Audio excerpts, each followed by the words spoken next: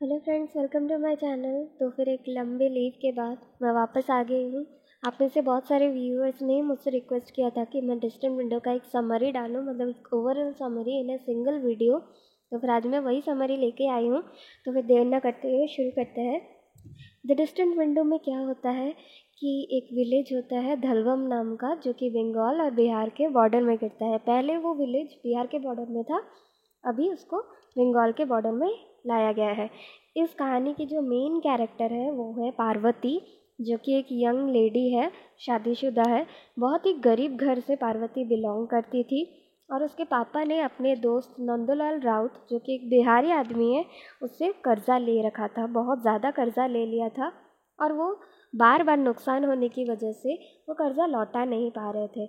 इसीलिए उस कर्जे को पूरा करने के लिए उनकी बेटी जो है पार्वती नंदूलाल राउत से शादी कर लेती है। हालांकि नंदूलाल राउत उसके पापा के एज का है, लेकिन फिर भी नंदूलाल राउत एक गवर्नमेंट ऑफिस में काम करता है, पियोन का काम करता है। लेकिन गवर्नमेंट के फेवर्स की वजह से वो बहुत ज़्यादा, मतलब पैसे वाला होता है, उसको पैसों की कोई दिक्कत नहीं होती है। उसका अपना एक घर होता है और उसका कोई फैमिली भी नहीं है। सिर्फ पार्वती से शादी करने के बाद पार्वती ही सिर्फ उसकी अकेली फैमिली है, उसकी वाइफ है। और नंदूलाल और भी ओवर टाइम काम करता है, अक्सर घर देर से आता है ओवर टाइम काम करने की वजह से, क्योंकि उसके लिए उसको एक्स्ट्रा पैसे मिलते हैं। और आने से पहले रात को वो कई बार ड्रिंकिंग करके भी आता है, उसको ड्रिंकिंग करने की आदत थी। तो ऐसा होता है कि नंदूलाल जो है एक बहुत ही लालची टाइप का आदमी होता है। वो अपनी वाइफ से भी काम करवाता है। एक डार्क बंगलो नाम का एक रेस्ट हाउस, यानी एक गेस्ट हाउस टाइप का हुआ करता था। वहाँ पे वो पार्वती को काम करने के लिए भेजता था।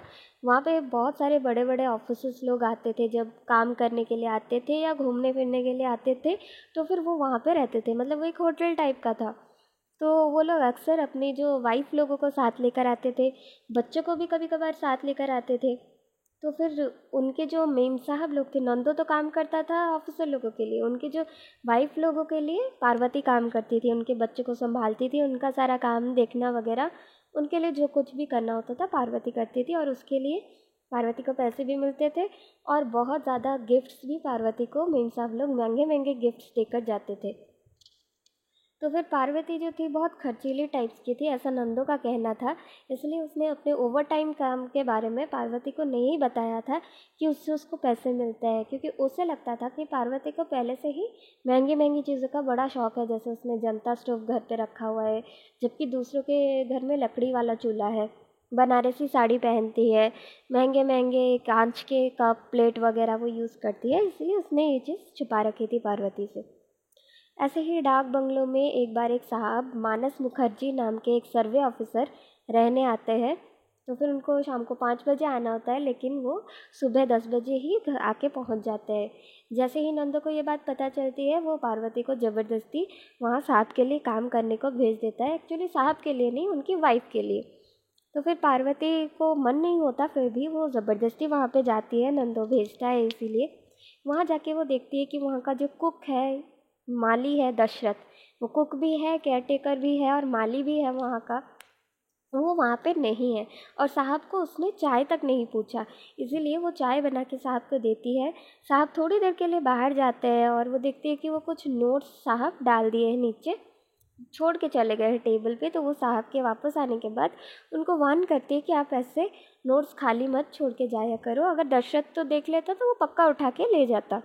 उसके बाद पार्वती कहती है कि मैं तो मेम साहब के लिए काम करने आई थी। साहब कहते हैं कि मेरी वाइफ मेरे साथ नहीं आई है, तो फिर तुम्हारे यहाँ कोई काम नहीं है, तुम यहाँ से जा सकती हो। पार्वती नीचे जाके फिर से चाय का कप लेके धो रही होती है कि दशरथ, तभी साहब आते हैं, उसको टिप देते हैं उसके काम के लिए और दशरथ भी वापस आ जाता है। दशरथ को पार्वती टोकने लगती है कि अरे तुम कहाँ थे, इतने गैर जिम्मेदार कैसे हो सकते हो, साहब आ चुके हैं और तुमने अब तक खाना नहीं बनाया। लेकिन एक्चुअली दशरथ के दिमाग में एक प्लान होता है। वो मार्केट से पहले से ही करी जो है खरीद कर ले आया है, वो बस चावल बना के साहब को दे देगा, इसीलिए वो इतना गैर जिम्मेदार होके बैठा था, उसको भी टेंशन नहीं थी। उसके बाद पार्वती उसके हाथ में थैली देखकर उसकी ये चीज़ समझ जाती है, इसीलिए वो वहाँ से चुपचाप निकल जाती है। थोड़ी देर बाद क्या होता है, पार्वती आधा रास्ता गई होती है अपने घर की ओर, कि आधे रास्ते में उसको कुछ याद आता है और वो वापस चली आती है। वापस आके वो फिर से साहब के पास जाती है और उनको वार्निंग देती है कि साहब, जो मटन करी आपको दशरथ सर्व करेगा दोपहर के खाने में, आप उसे मत खाइएगा, क्योंकि उसमें मटन नहीं है, वो चूहे का मीट है, चूहे का मांस है, यहाँ पे बहुत सस्ते में मिलता है। और उसमें आप जल्दी आ गए ना, तो उसको पता नहीं था, तो कम टाइम में खाना बन जाए, इसीलिए वो खरीद के ले आया है, लेकिन आप खाएंगे तो आपकी तबीयत ख़राब हो जाएगी। पहले तो साहब उस पर बिलीव नहीं कर पाते, विश्वास नहीं करते, लेकिन बाद में वो विश्वास कर लेते हैं। फिर पार्वती वहाँ से चली जाती है। नंदो तभी ऑफिस से वापस आ गया होता है। ऑफिस में उसको पता चल जाता है कि साहब अकेले आए हैं। उसके बाद उसको डर लगना शुरू हो जाता है कि अकेले साहब है वहाँ पे, पार्वती भी है वहाँ पे, कहीं उन दोनों के बीच कोई अफेयर वगैरह ना शुरू हो जाए। वहीं अगर पार्वती को साहब पसंद आ गए, क्योंकि नंदो तो बहुत ही दिखने में बदसूरत था और बूढ़ा था, लेकिन पार्वती एकदम यंग लेडी थी और खूबसूरत थी, और साहब भी क्यों उसको रोकेंगे। वो घर पर आके ताला लगाया हुआ देख के और भी ज़्यादा गुस्सा हो जाता है, क्योंकि उसे लगता है कि पार्वती का तो वहाँ कोई काम नहीं है, अभी तक वापस भी नहीं है, मतलब ज़रूर कुछ उल्टा सीधा कर रही है। लेकिन पार्वती उसके बाद थोड़ी देर बाद वापस आ जाती है। पार्वती आके नंदो के सामने जानबूझ के साहब की बहुत ज़्यादा तारीफ़ करती है और ये भी कहती है कि साहब की जो वाइफ़ है वो उन्हें छोड़ के चली गई है। उसको दशरथ से पता चलता है, क्योंकि साहब की वाइफ़ कलकत्ता में जॉब करती है और साहब का जो काम है उनको इधर उधर बार बार अलग अलग जगह जाना पड़ता है, लेकिन जो उनकी वाइफ़ है उनका जॉब एक ही जगह में है, कलकत्ता में है, तो फिर वो अपना जॉब नहीं छोड़ सकती, इसलिए उन्होंने साहब को छोड़ दिया। लेकिन नंदलाल कहता है कि नहीं नहीं, ऐसा कैसे हो सकता है, इतने बड़े पोस्ट में है साहब, उनकी वाइफ देखना, पक्का उनका कैरेक्टर ख़राब है, तुम ना मत जाना उनके पास, उनका कैरेक्टर ख़राब है, इसीलिए उनकी वाइफ छोड़ के चली गई है। तो इसी चीज़ को लेकर थोड़ी सी डिस्कशन होती है। उसके बाद नंदो वापस अपना ऑफिस चला जाता है। उसी शाम को पार्वती घर के बाहर एक चारपाई होती है, जहाँ पे नंदो अक्सर गर्मियों के मौसम में सोता था, क्योंकि उसको अंदर गर्मी होती थी, तो वहाँ पे पार्वती बैठ के सिलाई कर रही होती है। साहब तभी वहीं से गाड़ी से गुजर रहे होते हैं, जो मानस मुखर्जी साहब है, तो वहाँ पे वो पार्वती को देख के गाड़ी वहीं रोक लेते हैं। फिर पार्वती से बातें करना शुरू कर देते हैं और उसको थैंक यू बोलते हैं कि थैंक यू, तुमने मेरी मदद की, और वो करी खा लेता तो फिर मैं बीमार पड़ जाता। और उसके बाद उसके बारे में, पार्वती के बारे में थोड़ा पूछते हैं, उसके हस्बैंड के बारे में थोड़ा बहुत पूछते हैं। और फिर जो है नंदो उस दिन, हमेशा तो वो देर से आता है, लेकिन उस दिन पता नहीं कैसे वो जल्दी आ गया था। तो फिर साहब को पार्वती के साथ देखकर उसका डाउट और ज़्यादा बढ़ गया। वो सामने नहीं आया, पेड़ के पीछे छुप के सारी बातें सुनने लगा। पार्वती ने लेकिन नंदो को देख लिया था, इसलिए वो जानबूझ के ज़ोर ज़ोर से हंसने लगी और कहने लगी, साहब ये तो आप हो, अगर आपकी जगह कोई और होता तो फिर मुझे कह रहा होता कि पार्वती, क्या तुम रात को एक रात बिताने के लिए मेरे साथ आ सकती हो। ऐसा करके ज़ोर ज़ोर से हंसने लगती है। साहब को बड़ा अजीब लगता है पार्वती का ये रवैया, और वो वहाँ से चले जाते हैं। उसके बाद नंदो पार्वती के सामने आ जाता है, बहुत ही गुस्से में उसे देख रहा होता है। तभी शाम ढल गई होती है, रात होने को आई होती है। नंदो पार्वती को घर के अंदर जाने के लिए कहता है, और वहाँ पे अंदर जाके पार्वती को बहुत सुनाता है, बहुत मारपीट करता है, ये कह के कि तुम्हारा साहब के साथ चक्कर चलाना है ना, उनके साथ भागने का प्लान बना रही हो, ये वो सब कुछ। और नंदो को पता नहीं क्यों उकसाते हुए पार्वती और ज़्यादा चिढ़ाने के लिए साहब की तारीफ़ करती रहती है। नंदो फिर से कहता है कि तुम संभल जाओ पार्वती, वरना मैं तुम्हें मार दूंगा किसी दिन जान से। उसके बाद पार्वती कहती है, मार ही दो ना, अगर आप रोज़ रोज़ जो ऐसे थोड़ा थोड़ा करके मार रहे हो, उससे बेटर है कि आप मार ही दो, आपको लगता है मैं ज़िंदा हूँ। तो फिर नंदो और ज़्यादा गुस्से में आ जाता है। फिर वो कहता है कि ये सब ना उस साहब की वजह से हो रहा है, रुको मैं तो कल जाऊँगा उनके साथ, क्योंकि वो तो आए हैं वो बॉर्डर का सर्वे करने के लिए, क्योंकि बॉर्डर अभी भी ठीक से फिक्स नहीं हो पा रहा है, लोग राइट कर रहे हैं। कल तो मैं उनका असिस्टेंट बन के उनके साथ जाने वाला हूँ, देखना तुम उनके कार का मैं एक्सीडेंट करवा के उनको मार डालूंगा, बस बात ख़त्म, मैं भी देखता हूँ तुम कैसे भागती हो। तो फिर पार्वती कहने लगती है कि देखो तो ज़रा संभल के, तुम्हें कुछ हो गया तो फिर मेरा क्या होगा। उसके बाद इसी चीज़ को लेकर थोड़ी सी आर्ग्यूमेंट होती है, और पार्वती ये भी कह देती है कि तुमको तो शर्म नहीं है, तुमको पता है कि तुम्हारी वाइफ किसी और के साथ चक्कर चला रही है, लेकिन फिर भी तुम उसको घर से ना निकाल के अपने घर पे रखे हो, ऊपर से उसी का हाथ का बनाया हुआ खाना खाते हो, तुमको शर्म है जो मुझे शर्म होगी। ऐसा करके दोनों के बीच आर्ग्यूमेंट, हमेशा की तरह, जैसा कि हमेशा आर्ग्यूमेंट होता है हर छोटी छोटी बात में, उन दोनों के बीच फिर से आर्ग्यूमेंट हो जाता है।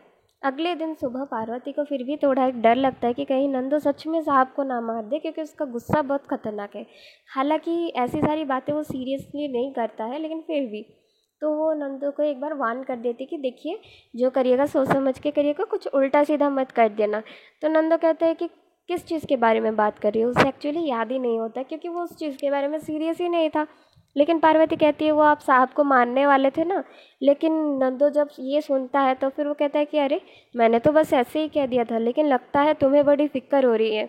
अब तो मुझे लगता है कि अब मुझे साहब को ख़त्म करना ही पड़ेगा, क्योंकि वो वहाँ से काम के लिए निकल जाता है। पार्वती को लगने लगता है कि उसने गलती कर दी नंदो को बात याद करवा के, और उसे ऐसा मतलब भ्रम होने लगता है कि सामने एक साहब की लाश पड़ी हुई है, वो मर के पड़े हुए हैं। तो पार्वती नंदो के पीछे पीछे चली जाती है, नंदो के ऑफिस जाती है, वहाँ जाके सबको पूछती है कि नंदो और साहब कहाँ गए। तो सब कहते हैं कि वो दोनों जा चुके हैं। तो पार्वती के ऑफिस का कोई एक आदमी पार्वती की हेल्प करता है। नंदो के ऑफिस का एक आदमी पार्वती को देख के हेल्प करता है, उसको एक ट्रक में बिठा के जहाँ पे वो लोग बॉर्डर में गए हैं वहाँ तक पहुँचने में वो ट्रक उसे ले जाएगा। तो वहाँ बॉर्डर में नंदो और साहब जो है साहब की गाड़ी में पहुँच चुके हैं। वहाँ पे उतर के उन दोनों ने अपना काम भी शुरू कर दिया है। तो फिर मौका देख के नंदो क्या करता है कि वो साहब से पूछता है कि साहब क्या आपको अगर आप तो अकेले रहते हो, रात को आप बोर हो जाते होगे, अगर आप चाहो तो आप मुझे बता सकते हो, मैं आपके लिए पूरे सस्ते दाम में, बहुत कम दाम में मैं लड़कियों को आपके लिए अच्छी अच्छी लड़कियों को अरेंज कर लूँगा। तो फिर साहब ये सब सुन के बहुत ज़्यादा गुस्सा हो जाते हैं क्योंकि वो ऐसे टाइप के हैं नहीं। उसके बाद नंदो उनका गुस्सा देख के थोड़ा डर के चुप हो जाता है। और फिर साहब उससे पूछते हैं क्योंकि दशरथ ने साहब को बताया था कि नंदो बहुत ही ख़राब ट्रीटमेंट करता है पार्वती के साथ, सारा दिन घर पे काम करवाता है, फिर डाक बंगलों पे काम करवाता है, उसके बाद उससे मारता पीटता भी है, इतनी अच्छी लड़की को वो ऐसे ट्रीटमेंट करता है। इसलिए साहब नंदो को पूछ लेते हैं कि नंदो क्या तुम अपनी वाइफ को मारते पीटते हो। तो फिर नंदो कहने लगता है कि किसने कहा आपसे ऐसा। पार्वती ने कहा अरे वो झूठ बोल रही है, वो आप साहब लोगों का फेवर लेना चाहती है, आप नहीं जानते, इसीलिए वो आप लोगों का ऐसे दया के ये करके आप लोगों के साथ भागने के लिए ऐसा सब कुछ बोल रही है। तो फिर तभी पार्वती वहाँ पहुँच चुकी होती है और वो ये सारी बातें सुन लेती है। तो फिर जैसे ही नंदो ये कहता है कि वो झूठ बोल रही है, तभी पार्वती अचानक से सामने आ जाती है और साहब के पैरों पे गिर जाती है, गिर के रोने लगती है, गिड़गिड़ाने लगती है, कहती है कि साहब मुझे बचा लीजिए, ये आदमी मुझे बहुत मारता है, हमेशा मारता पीटता है, हमेशा मुझ पे शक करता है, और पता है घर से ये कह के निकला था कि आपको मार डालेगा, क्योंकि इससे लगता था कि आपने इसकी वाइफ पे यानी मुझ पे मेरे साथ अफेयर किया है या मेरे ऊपर बुरी नज़र डाली है। लेकिन अपनी वाइफ के सम्मान को बचाने के बजाय मुझे तो लगा कि आपको मार डालेगा, लेकिन यहाँ आके क्या देख रही हूँ, ये यहाँ पे भी बिजनेस करने का सोच रहा है, अपनी वाइफ को बचाने के लिए किसी और लड़की की बलि देने को तैयार बैठा है, ऊपर से पैसे भी लेने को तैयार है, और हमेशा हर छोटी छोटी बात पे मारता पीटता है। मुझे नहीं रहना ऐसे आदमी के साथ। साहब अगर आप आज आपने मुझे नहीं बचाया तो फिर मैं आपके गाड़ी के सामने आके अपनी जान दे दूँगी। नंदो ये सारी बातें सुन के उसे बहुत गुस्सा आता है, लेकिन बहुत मुश्किल से कंट्रोल करके वो कहता है कि साहब ये मेरी वाइफ को माफ़ कर दीजिए, ये लड़की पागल है, इसकी बातों में मत आइए, कुछ भी बोल रही है। लेकिन पार्वती वही रोती रहती है, गिड़गिड़ाती रहती है। फिर साहब को लगता है कि नहीं हस्बैंड वाइफ का मामला है, और उन्हें समझ में नहीं आता कि कौन सच बोल रहा है कौन झूठ बोल रहा है, इसलिए वो वहाँ से चुपचाप निकल जाते हैं। लेकिन पूरा गए नहीं होते हैं, वो एक जगह में छुप के देख रहे होते हैं। जैसे ही साहब के जाने के बाद नंदो बहुत ज़ोर से पार्वती को धक्का देके मारता है, पार्वती नीचे गिर जाती है और उसके सर पे एक पत्थर को लग के चोट लग जाती है, बहुत ज़्यादा खून बहने लगता है, वो आधा सेमी कॉन्शियस टाइप का हो जाती है, मतलब बेहोश टाइप का थोड़ा थोड़ा हो जाती है। फिर वो हॉस्पिटल जाती है, हॉस्पिटल में शरण लेती है, साहब भी उसके साथ जाते हैं हॉस्पिटल उसको देखने के लिए, और उसके ट्रीटमेंट के लिए जो कैलकाटा से डॉक्टर आते हैं बड़े बड़े, साहब उनको पैसे देते हैं, उसके मेडिसिन इंजेक्शंस जो कुछ भी है हर चीज़ का साहब खर्चा उठाते हैं। उसके बाद पार्वती के रहन सहन के लिए पार्वती क्योंकि साहब को रिक्वेस्ट कर रही थी, साहब पार्वती से पूछते कि मैंने तो देख लिया वो कैसा ट्रीटमेंट करता है, तो अब तुम क्या रहना नहीं चाहती है ना उसके साथ। तो पार्वती कहती है हाँ बिल्कुल नहीं। तो साहब कहते हैं तो मैं तुम्हारी कैसे मदद कर सकता हूँ। पार्वती कहती है कि आप मुझे कलकत्ता में किसी तरह बस एक जॉब दिला दो, एक सर्वेंट का जॉब दिला दो, मुझे घर का सारा काम करना आता है, जहाँ भी जॉब दिला दोगे मैं कर दूँगी। तो फिर साहब उसे एक पैम्पलेट देते हैं, एक पैम्पलेट देके उसे दशरथ के साथ कलकत्ता भेज देते हैं। पार्वती कलकत्ता जाती है, कलकत्ता जाके वहाँ पे उतरती है और वहाँ पे उसे ले जाया जाता है रमोला नाम की एक औरत के घर पे।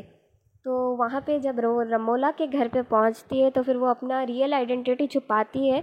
नाम पूछे जाने पर पहाड़ी नाम बताती है, जबकि उसका नाम पार्वती है, लेकिन वो नाम अपना बदल के पहाड़ी कह के बुलाता है।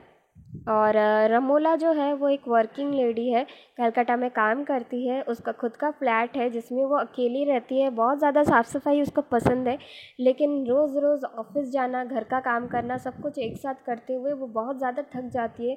उसे बैठने तक की फुर्सत नहीं मिलती है, और इसीलिए खाना बनाने तक का भी उसके पास समय नहीं होता। इसलिए हर रोज़ सुबह चावल के साथ बहुत सारी सब्जियां मिला के खाती है, पूरा गरम गरम, और रात को ब्रेड और दूध से ही काम चला लेती है। और ऐसी ही रमोला की लाइफ बीत रही होती है। इसीलिए वो फ्रस्ट्रेट होकर एक एडवर्टाइजमेंट छपवाती है कि उसको एक नौकरानी चाहिए। तो उस नौकरानी का एडवर्टाइजमेंट जो है वो साहब ने पार्वती को दिया हुआ होता है, यानी पहाड़ी को दिया होता है। रमोला के घर पे उनका एक नौकर होता है, मतलब उसके मम्मी पापा के घर पे एक नौकर होता है जिसका नाम सचिन है।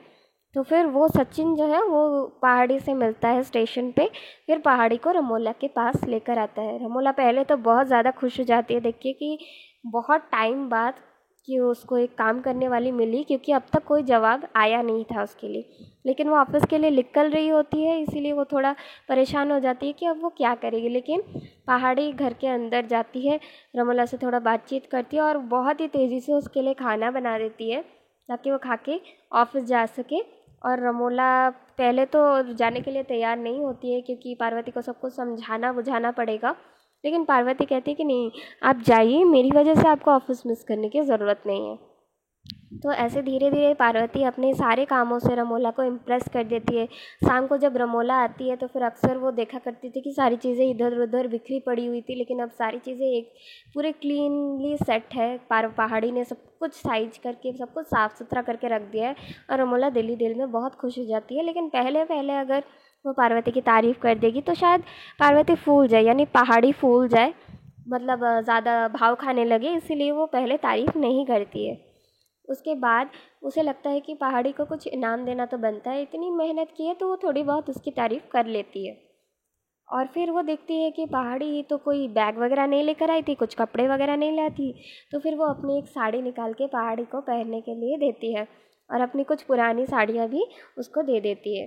धीरे धीरे पहाड़ी और रमोला बहुत अच्छे दोस्त टाइप के बन जाते हैं। रमोला को भी पहाड़ी के साथ अच्छा लगने लगता है, वो सब कुछ उससे धीरे धीरे शेयर करती है, मस्ती मजाक करती रहती है। और अभी उसको अच्छा खाना भी बनाने को मिलता है, और ऑफिस से वापस आने के बाद उसको कोई काम ही नहीं होता, वो सिर्फ बैठ के आराम से गप्पे मारती रहती है। सारा काम पहाड़ी चुटकियों में कर लेती है, और रमोला बहुत ही खुश होती है। तभी उसके जो बीच में उसकी बहन अपने पति के साथ वहाँ आती है, और वो भी पहाड़ी को देख के पूछती है कि अरे वाह, तुम तो बड़ी लकी हो, कहाँ से मिली तुमको ये मेड। तो फिर रमोला कहती है कि मेरे भगवान ने मुझे दी है। उसके बाद रमोला की माँ भी एक दिन आती है, और वो भी पहाड़ी से देख के, तभी रमोला घर पे नहीं होती है, ऑफिस में होती है। रमोला की माँ आती है, वो पहाड़ी से देखती है, देख के मिल के बातचीत करना शुरू कर देती है, और फिर कहने लगती, फिर उसे पता चल जाता है कि हाँ, पहाड़ी भी शादीशुदा है और रमोला भी शादीशुदा है। और इसीलिए रमोला और पहाड़ी की अच्छी बन रही है, क्योंकि दोनों ने ही अपने पतियों को छोड़ दिया है। फिर रमोला जब ऑफिस में आती है इसी चीज़ को लेके, वो रमोला का ताना देती है कि देखो, तुमने भी अपने पति को छोड़ दिया, इसने भी छोड़ दिया, इसलिए तुम दोनों की अच्छी बन रही है। अब मैं समझूँ कि क्यों इतना अच्छी बन रही है। तो फिर रमोला कहने लगती है कि अरे आप नहीं जानते माँ, जो दीदी आई थी ना, दीदी भी अभी मुझसे जल रही है कि तुम्हारी ही लाइफ अच्छी है, ऐसा कह के। मैं बहुत खुश हूँ, अपने पति के साथ भी मैं इतना खुश नहीं होती। लेकिन माँ कहती है कि तुम बेवकूफ़ हो, बरसों बरसों से जो औरतें हैं वो अपने पतियों के पीछे पीछे जाती आई है, और तुम हो कि एक जॉब के लिए तुमने अपने पति को छोड़ दिया, ऐसा थोड़ी ना होता है। फिर इसी चीज़ को लेके रमोला कहती है कि नहीं माँ, पहले तो ऐसा नहीं होता था।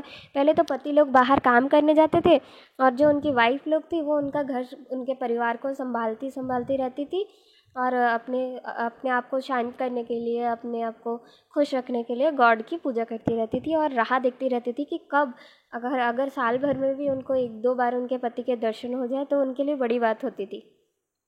ऐसे ही थोड़ा बहुत आर्ग्यूमेंट होता है, और उसकी जो माँ है वो चली जाती है, लेकिन वो रमोला को वार्निंग करके देती है कि देखो, अनजान लड़की है, घर पे तुम इसको छोड़ के जाती हो, अपने सामान का ध्यान रखना। मैंने उसे सूटकेस भी तुम्हारा खोलते हुए देखा है। कहीं कुछ चुरा के भाग ना जाए किसी दिन। तो रमोला उस चीज़ को इतना केयर नहीं करती है। जब पहाड़ी नई नई आई थी तो उसको भी थोड़ा डाउट हुआ था, लेकिन बहुत दिन हो गए पहाड़ी को रहे, उसने कुछ भी ऐसा वैसा नहीं किया है। तो रमोला पहले तो पहाड़ी को अंदर लॉक करके जाती थी क्योंकि थोड़ा डाउट था उसको, बाहर से दरवाज़ा बंद करके जाती थी, लेकिन अभी खुला छोड़ के जाने लगी क्योंकि पहाड़ी को बाहर जाके सामान वगैरह लाना होता है, घर का सामान वगैरह, इसीलिए। ऐसे ही चलता रहता है। तभी पार्वती को रमोला के बैग में जो है एक एल्बम मिलता है, वो एल्बम खोल के देखती है तो फिर क्या देखती है कि जो साहब जिनसे वो मिली थी गांव में, मानस मुखर्जी साहब की फ़ोटो और रमोला की फ़ोटो वो साथ में दिखती है। बहुत ही खूबसूरत पिक्स होती है, बहुत ही रोमांटिक टाइप्स की पिक्चर्स होती है, जिसे देखकर पार्वती सोच में पड़ जाती कि यार मेरी लाइफ में तो कभी ऐसा टाइप का कुछ हुआ ही नहीं, कितनी खूबसूरत जोड़ी है, कितनी प्यारी जोड़ी है, काश मुझे भी ऐसी लाइफ मिलती। ऐसा पार्वती सोच ही रही होती है कि रमोला वापस आ जाती है।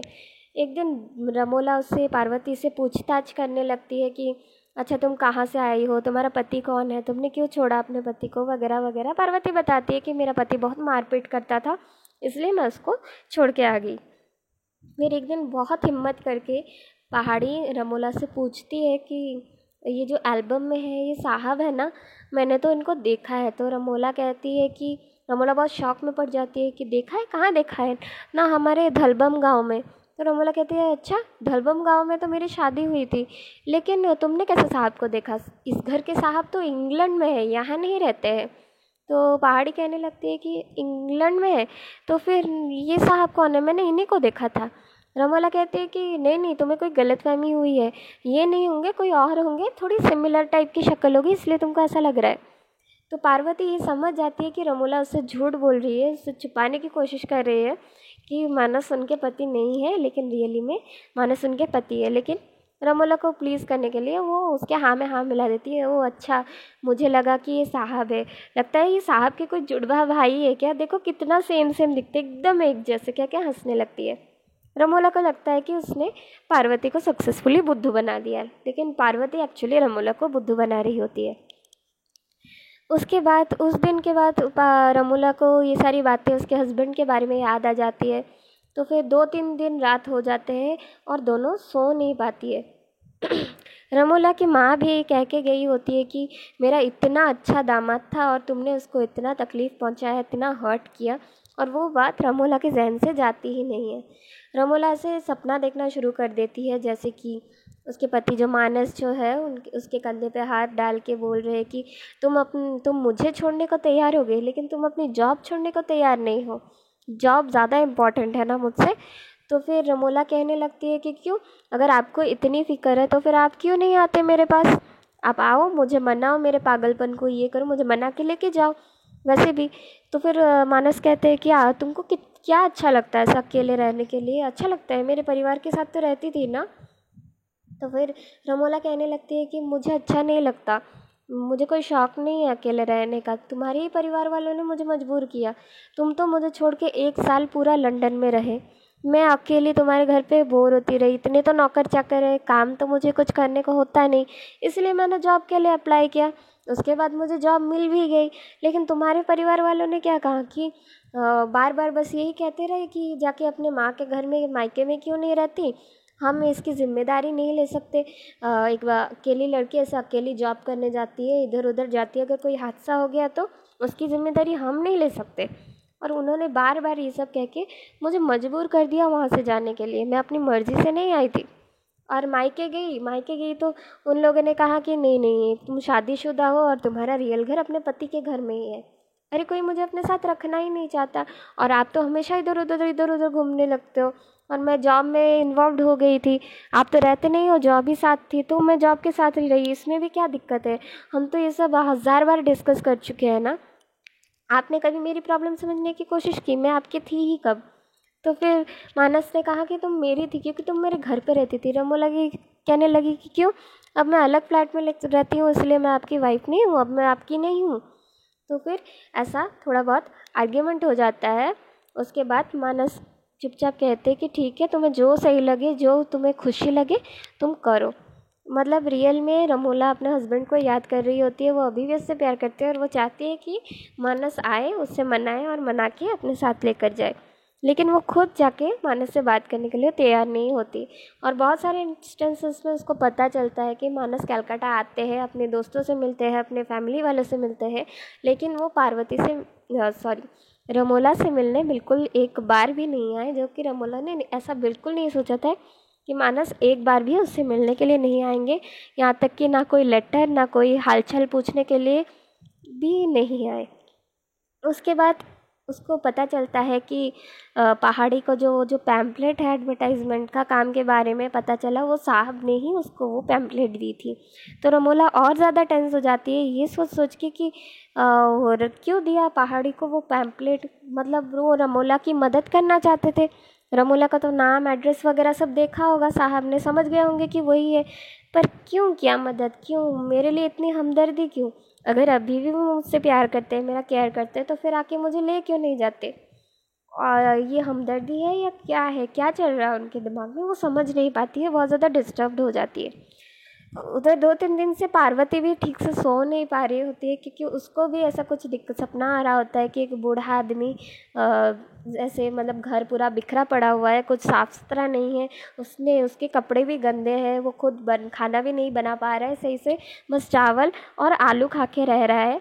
और वो जो इमेज है, वो जो तस्वीर है, वो उसको परेशान कर रही होती है। उसके सपने में वो सो नहीं पाती है। लेकिन दोनों ही एक दूसरे को, रमोला और पहाड़ी, नहीं बताते हैं कि वो दोनों ही मेंटली डिस्टर्ब्ड है।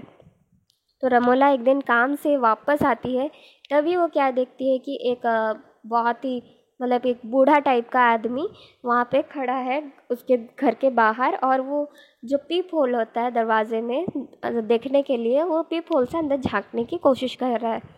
तो रमोला बहुत ज़ोर से चिल्लाती है कि तुम कौन हो, यहाँ क्या कर रहे हो? तो फिर वो डर जाता है थोड़ा सा।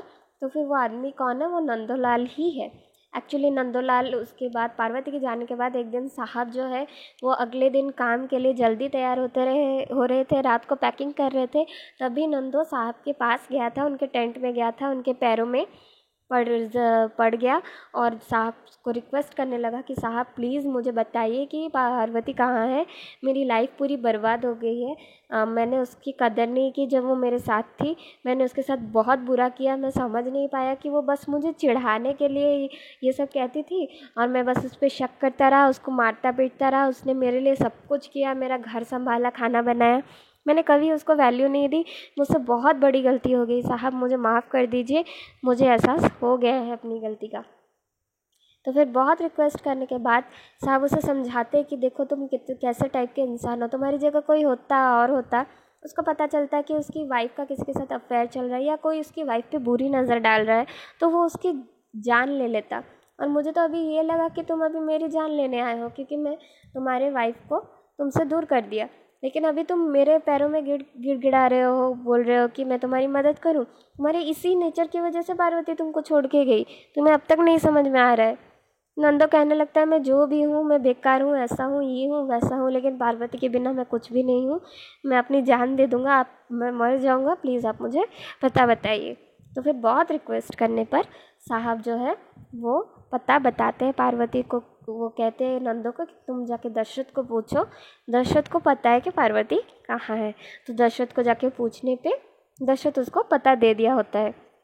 उधर साहब को, मानस साहब को एक लेटर मिलता है, जो कि पार्वती की जो बहन है, बहन के हस्बैंड ने भेजा होता है, जिसमें उन्होंने लिखा होता है कि आप चिंता मत करिए, आपकी वाइफ रमोला एकदम बिल्कुल सही है, बहुत आराम से वो जी रही है, बहुत अच्छी लाइफ जी रही है।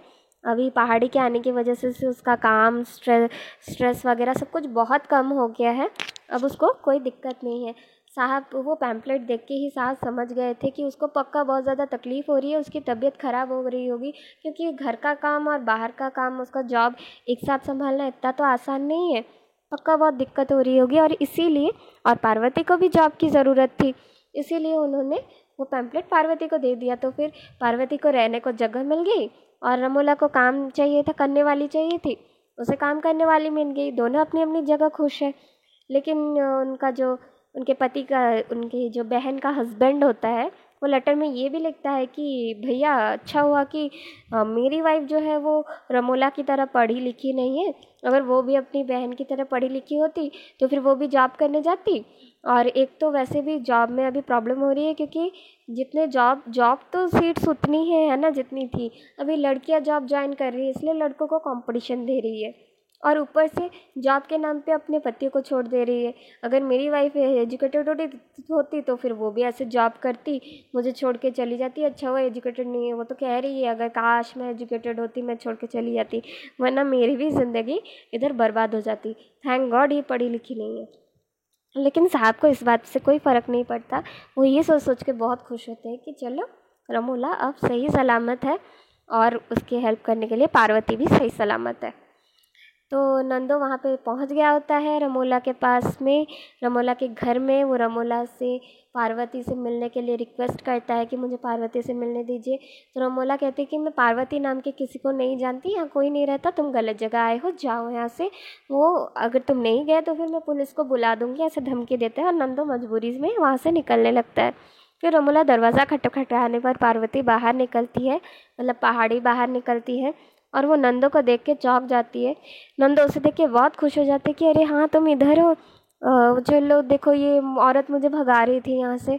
तो पहाड़ी कहने लगती है कि तुम यहाँ क्या कर रहे हो, क्या हुआ तुमको, क्या कोई रस्सी नहीं मिली जान देने के लिए जो यहाँ वापस मुँह उठा के चले आए बेशरम की तरह। तो फिर रमोला कहने लगती है कि ये क्या कह रहा है, तुम्हारा नाम तो पहाड़ी है ना। तो फिर जो पार्वती है वो कहने लगती है हाँ मेम साहब, मेरा रियल नाम पार्वती ही है, और ये मेरे पति ही है जो मुझे मारपीट करते थे, जिन्हें मैं छोड़ के आ गई थी। तो रमोला कहने लगी तुमने मतलब मुझे धोखा दिया, तुमने झूठा नाम बोला, झूठा आइडेंटिटी दी दे के तुम आई, तुम्हें पता है ये कितना गलत है, ये क्राइम है। तो फिर पार्वती कहती है कि मैडम हम तो दीदी मोनी कह के बुलाती है वो रमोला को, दीदी मोनी हम तो बहुत गरीब फैमिली से बिलोंग करती हूँ, पढ़ी लिखी नहीं हूँ, कुछ नहीं, गांव की लड़की हूँ, मुझे क्या पता ये लॉ वगैरह क्या होता है। फिर नंदो आके पार्वती के सामने गिड़गिड़ाने लगता है, बोलता है कि पार्वती मैंने तुम्हारे साथ बहुत गलत किया, मुझे अपनी गलती का एहसास हो गया, मुझे प्लीज़ माफ़ कर दो, माफ़ कर दो, मैं मर जाऊँगा अगर तुम नहीं आई वापस, तो मैं पक्का मर जाऊँगा। नंदो पहले से बहुत ज़्यादा दुबला हो गया होता है, उसके चेहरे का रंग जो है पूरा उड़ गया होता है, बहुत ही अजीब टाइप का और बहुत ही मजबूर लाचार दिख रहा होता है। लेकिन उसे देखकर पार्वती को उस पर दया आ जाती है, और वो कहने लगता है कि छोड़ो तुम नहीं मानोगे ना, तुम कभी सुधरोगे। तो वो रमोला से रिक्वेस्ट करती है कि मेम साहब मुझे पता है मेरे जाने से आपको तकलीफ़ होगी बहुत ज़्यादा, लेकिन मुझे माफ़ कर दीजिए, मुझे इसके साथ जाना पड़ेगा, अगर मैं नहीं गई तो फिर ये मर जाएगा। रमोला कहती है कि अरे इसको तो तुम्हारी कोई फिक्र नहीं है, इतना मारपीट करता था, तुम तो उसको छोड़ के आ गई थी ना, अब तुम्हें इसकी क्यों उतनी फिक्र हो रही है। पार्वती कहने लगती है कि नहीं नहीं, ऐसे कोई, मेरा शायद किस्मत में यही लिखा है, मुझे भी आपके जगह में रहने को कितना सुकून से रह रही थी, अच्छा लग रहा था, लेकिन ये आदमी मुझे जीने नहीं देगा, शायद मेरी लाइफ इसी के हाथों मरना लिखा है, मुझे इसी के साथ जीना ही शायद मेरी लाइफ का मतलब डेस्टिनी है, भगवान ने शायद यही तय करके रखा है मेरे लिए। इसलिए तो देखो इतना सब कुछ होने के बाद भी ये वापस आ गया। और जैसे ही आप नहीं जानते हैं आप ये कैसा दिखता था पहले, कितना दुबला और लाचार हो गया, अगर मैं नहीं गई तो पक्का मर जाएगा। और इतना रो रहा है, इतना गिड़गिड़ा रहा है, मेरे बिना इतना टाइम रहा भी है, बहुत कुछ सहा होगा, क्या पता शायद ये बदल गया हो, शायद सच में इसको अपनी गलती का एहसास हो गया हो, एक और मौका देखती हूँ। तो फिर रमोला बोलने लगती है कि तुम ऐसे पहले से नहीं जा सकती थी, मुझे अभी तो हेल्पर चाहिए ना, तुम ऐसे अचानक चली गई तो फिर मुझे कौन, सर्वेंट तो अभी ऐसे ही नहीं मिल जाएगी ना। तो फिर पार्वती कहती है कि मैं रुक जाती आपके घर और 2-3 दिन रुक जाती जब तक आपको नई सर्वेंट नहीं मिल जाते, लेकिन नंदो कहाँ पे रहेंगे, उनके लिए तो ठहरने की जगह नहीं है, और अभी 2 घंटे में ट्रेन है धलबम को, हमें वही ट्रेन पकड़नी पड़ेगी वरना हम जा नहीं पाएंगे, मुझे पता है, मैं मजबूर हूँ, आप समझने की कोशिश करो। तो रमोला कहने लगती है कि तुम्हें पता है तुमने अपना नाम झूठ बोला है, और अभी तुम ऐसे बिना किसी नोटिस के, बिना किसी कंपनसेशन के तुम जा रही हो काम छोड़ के, मैं तुम्हारे खिलाफ़ केस भी कर सकती हूँ। पार्वती फिर वही बात कहती है कि मुझे लॉ वगैरह समझ नहीं आती। फिर नंदो जो है वो कहने लगता है रमोला को कि मेम साहब आप हमारे साथ क्यों नहीं आ जाती धलबम, आप साहब के साथ रहिए, और पार्वती आपको पसंद है ना, ये सारी ज़िंदगी आपके लिए काम करेगी, कोई दिक्कत नहीं है, आप दोनों भी साथ रहेंगे, हम दोनों भी साथ रहेंगे, ये भी आपके लिए काम करेगी। ये सारी बातें सुन के रमोला और ज़्यादा गुस्से में आ जाती है और वो पार्वती से कहती है कि तुम अपना सामान बोरिया बिस्तर बांधो और निकल जाओ मेरी नज़रों से, कह के वो घर के अंदर जाके दरवाज़ा ज़ोर से बंद कर देती है। उसके बाद पार्वती वहाँ से नंदो के साथ चली जाती है। रमोला को फिर याद आता है कि उसने पार्वती को उसकी सैलरी नहीं दी है, लेकिन उसे वो चीज़ बुरी लगती है कि वो क्या जाके पार्वती को पीछे से बुलाएगी सैलरी देने के लिए, उस जैसी छोटे घर की लो क्लास लड़की को। यहाँ पे उसका ईगो आ जाता है कि मेरे जैसी इतनी रिच लड़की, जॉब वाली, पढ़ी लिखी, खुद के घर वाली, सेल्फ डिपेंडेंट लड़की उस गांव की एक गंवार लड़की के पीछे जाएगी उसके सैलरी देने के लिए, कोई ज़रूरत नहीं है। ऐसा करके वो चुपचाप रह जाती है, वापस नहीं जाती है। और पार्वती जो है वो नंदो के साथ चली जाती है। ट्रेन में वो दोनों बैठ जाते हैं। फिर नंदोलाल पार्वती से कहने लगता है कि सुनो, तुम गांव पहुंचने के बाद ना साहब से बात करना, उनको समझा के कहना कि वो आके रमोला को मना के अपने साथ लेकर जाए, जैसे मैं तुम्हें मना के लेकर जा रहा हूँ वैसे। तो पार्वती कहने लगती है कि तुम्हें ऐसा किसने कह दिया कि साहब मेरी बात मानेंगे, और तुमको क्या लगता है साहब तुम्हारी तरह कायर टाइप के या बेशर्म है जो आके उनके सामने हाथ पांव जोड़ेंगे, गिड़गिड़ाएंगे जैसे तुम गिड़गिड़ा रहे थे मेरे सामने? ऐसा कोई नहीं करेगा, वैसा तुमने किया है सिर्फ। तो नंदो कहने लगता है नहीं नहीं, तुम्हारी बात मानते नहीं, लेकिन तुम मतलब अच्छे से चीज़ों को समझाती हो, बहुत अच्छे से, मतलब बहुत चालाक तरीके से तुम चीज़ों को प्रेजेंट करती हो, तो शायद वो समझ जाए, क्या पता। तो फिर पार्वती कहने लगती है कि बिल्कुल नहीं, साहब जैसे बड़े आदमी आके अपनी बीवी के सामने गिड़गिड़ाएंगे, ये सोचना ही गलत है। तो फिर नंदो कहने लगता है तो फिर क्या इन दोनों के बीच कोई प्यार व्यार नहीं है, ये दोनों रह सकते एक दूसरे के बिना? तो पार्वती कहने लगती है ऐसा किसने कहा, प्यार नहीं है, प्यार तो बहुत है दोनों के बीच, लेकिन जो बीच में आ रहा है वो है इनका ईगो। ये दोनों ही चाहते हैं कि दूसरा आए इन्हों को मनाने के लिए। साहब चाहते हैं रमोला आए आके उन्हें मनाए, उनसे माफ़ी मांगे। रमोला चाहती है कि साहब आके उन्हें मनाए, उनसे माफ़ी मांगे। और दोनों ही इसी चीज़ का वेट कर रहे हैं, लेकिन ये दोनों ऐसे ही वेट करते करते रह जाएंगे, लेकिन अपना पहला कदम आगे नहीं बढ़ाएंगे। और ऐसे ही इनके ईगो की वजह से ये दोनों अलग होते होते होते चले जाएंगे। तो फिर यहाँ से हमको पता चलता है, जो कहानी का मेन टाइटल है द डिस्टेंट विंडो। डिस्टेंट का मतलब दूर, विंडो का मतलब खिड़की। तो फिर इस टाइटल का जो एक मीनिंग है वो ये है कि खिड़की यहाँ पे एक्चुअली बोला गया है हमारी आँखों को, हमारे नज़रिए को। जैसे हम जब किसी विंडो से बाहर देखते हैं, अगर वो विंडो से जो बहुत दूर वाली जो जगह होती है, सपोज़ आप ले लो कि एक पहाड़ देख रहे हो, तो वो पहाड़ दूर से बहुत खूबसूरत लगता है, आपको बहुत सुंदर लगता है, लेकिन जब आप उसके पास जाते हो तो फिर आप क्या देखते हो, उस पहाड़ के अंदर में बहुत सारे जंगली पौधे भी होते हैं, वहाँ पे पत्थर होता है, रेत होती है, वगैरह वगैरह, बहुत ही रफ टाइप का उसका फ्लोर होता है। दूर से जो प्लेननेस है वो नहीं रहती है।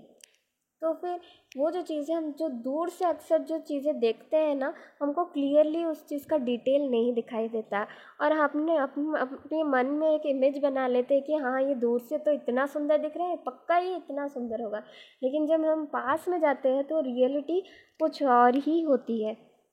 ये जो है इंसान का नज़रिया होता है सोचने का। जैसे कि पार्वती और साहब के बीच कोई अफेयर नहीं था, लेकिन सिर्फ वो लोग बात कर रहे थे, लेकिन ये नंदो का नज़रिया था देखने का कि उसे लगा कि उन दोनों के बीच अफेयर है। साहब के लिए रमोला छोड़ के चली गई, अपने जॉब के लिए साहब को छोड़ के चली गई, उसके नज़रिए में उसका जॉब इम्पॉर्टेंट था, उसके नज़रिए में उसने सही किया, लेकिन साहब और उनके फैमिली वाले के नज़र में ये गलत था कि एक पत्नी अपने जॉब के लिए अपने पति को छोड़ के चली गई। तो फिर उनके नज़रिए में ये गलत था। पार्वती के नज़रिए में कुछ और थी साहब की इमेज। पार्वती को लगा के नज़रिए में साहब बहुत अच्छे थे, और रमोला भी उसको बहुत ज़्यादा अच्छी लगती थी, और उसने ये भी समझ लिया कि रमोला उससे कुछ छुपाना चाह रही थी। वो साहब से प्यार भी करती है, लेकिन अपनी ईगो को बीच में लाने दे रही है। पहाड़ी जब पहले पहले आती है रमोला, तब पार्वती पे डाउट करती है कि कहीं ये चुरा के भाग ना जाए। तो फिर ये रमोला के देखने का नज़रिया था। अब मानस ने पार्वती को भेजा उसकी हेल्प करने के लिए, तो रमोला को लगा कि शायद वो अपना बड़प्पन दिखाना चाहता है या मुझ पे दया दिखाना चाहता है, लेकिन रियल बात क्या थी, मानस कोई बड़प्पन दया नहीं दिखा रहे थे, वो रमोला की फ़िक्र कर रहे थे एज अ हस्बैंड। उनको अभी भी रमोला की फ़िक्र थी। लेकिन वो चीज़ उन्होंने रमोला को नहीं बताई। उनको, मानस को लग रहा था कि रमोला तो बहुत खुश है, सबसे हंसते खिलखिलाते बात कर रही है, खा पी रही है, घर में है, वो बहुत खुश है। तो फिर उनके नज़रिए में जो है रमोला बहुत ही ज़्यादा खुश थी। लेकिन वो ये नहीं जानते थे कि रमोला रात को सो नहीं पाती थी, वो अभी भी उनको मिस कर रही थी, उनकी कमी अभी भी उसको खटकती थी। और रमोला को भी ये लगता है कि मानस को उसके ना होने से कोई फ़र्क नहीं पड़ता, लेकिन जबकि उसकी, रमोला की बहन के पति के साथ बातें करते करते मानस हमेशा रमोला की खैर खबर लेते रहते थे। वो ये इस बात का पूरा ध्यान रखते थे कि उनकी पत्नी सही सलामत है कि नहीं। उनको भी उनकी पत्नी की फ़िक्र थी, जो चीज़ रमोला को दिखाई नहीं दे रही थी। तो फिर यही है इस टाइटल का मीनिंग। मैं उम्मीद करती हूँ कि आपको ये चीज़ बहुत अच्छी तरह से समझ आ गई होगी जो मैंने समझाया। और वीडियो पसंद आया हो तो प्लीज़ वीडियो को लाइक, शेयर, कमेंट और सब्सक्राइब ज़रूर कर दीजिएगा। और चैनल को सब्सक्राइब नहीं किया है तो अभी सब्सक्राइब कर दीजिए और बेल आइकन दबाना बिल्कुल मत भूलिएगा, ताकि हर नए वीडियोस के अपडेट्स आपको मिलते रहे। अगली वीडियो में हम पोएम शुरू करेंगे, पोएम्स पढ़ाना शुरू करूँगी। सबसे पहले तो शांता आचार्य की लिखी हुई होम कमिंग और श्रृंगार पढ़ाऊँगी, लेकिन उससे पहले हमें कुछ पोइटिक डिवाइसेस और लिटरेरी डिवाइसेस जो कि लिटरेचर में यूज़ होती है वो जानना बहुत ज़रूरी है। तो सबसे पहले मैं लिटरेरी डिवाइसेस और पोइटिक डिवाइसेस के ऊपर एक वीडियो बनाऊँगी, अच्छे से समझा दूँगी। उसके बाद हम शांता आचार्य की पोएम्स से पोएम्स शुरू करेंगे। आज की वीडियो में बस इतना ही। मिलते हैं अगली वीडियो में। Thank you, bye bye.